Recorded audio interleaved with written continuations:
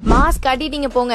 நானும் எவ்வளவோ ஃபங்க்ஷன்ல போய் சாப்பிட்டிருக்கேன். ஆனா இந்த மாதிரி ஒரு சாப்பாடை சாப்பிட்டதே இல்ல. பண்டாரவடை ராஜகிரி ஐயமட்டை மக்களே, இந்த வீடியோவை நோட் பண்ணிக்கோங்க, உங்களுக்கு யூஸ்ஃபுல்லா இருக்கும். அப்படி அந்த சாப்பாடை யாருதாம சமைச்சா அப்படின்னு தானே கேக்குறீங்க. அது வேற யாரும் இல்ல, ஃபாஜ் கேட்டரிங் சர்வீஸ் தான். நான் ரீசெண்டா போயிருந்த ஈவென்ட்ல சமைச்சிருந்தாங்க.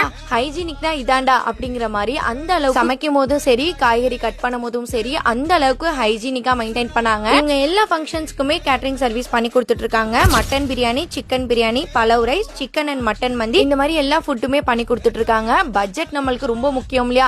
சோ அதுதாங்க இங்க மேட்டர். இவ்ளோ டேஸ்டான சாப்பாட்டுக்கும் அவங்க கோட் பண்ற அமௌண்ட்டுக்கும் சம்பந்தமே இல்லாத மாதிரி தான் இருக்கும். அந்த அளவுக்கு பட்ஜெட்டா தான் இவங்க பண்ணி கொடுத்துட்டு இருக்காங்க. இவங்க கேட்டரிங் சர்வீஸ்ல எனக்கு ரொம்ப பிடிச்சதே ஒரு விஷயமும் பார்த்து பார்த்து பண்றாங்க. அந்த அளவுக்கு நீட்டா பண்றாங்க. பிரெட் அல்வா, ரைத்தா, சிக்கன் 65, கஞ்சி, அதோட சேர்த்து பாத்தீங்க அப்படின்னா சுட சுட பெரிய பீஸ் மட்டனோட மட்டன் பிரியாணி, அது கூட தால்ஜா. இலையில ரொம்ப முக்கியமான விஷயம் சிக்கன் 65 தாங்க. அதுவே தாராளமா வைக்கிறாங்க. ஃபேஸோட ரியாக்ஷனே தெரியும் எந்த அளவுக்கு சாப்பாடு சூப்பரா இருக்கு அப்படின்னு சொல்லிட்டு.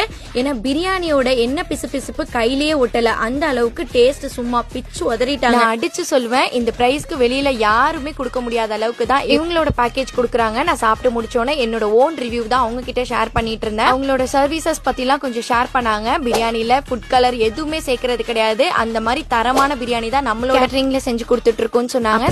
இனி எல்லா ஃபங்க்ஷன்ஸ்க்கும் ஃபாஸ்ட் கேட்டரிங் சர்வீஸ் தான். ஸ்கிரீன்ல தெரியற நம்பருக்கு புக் பண்ணிருங்க.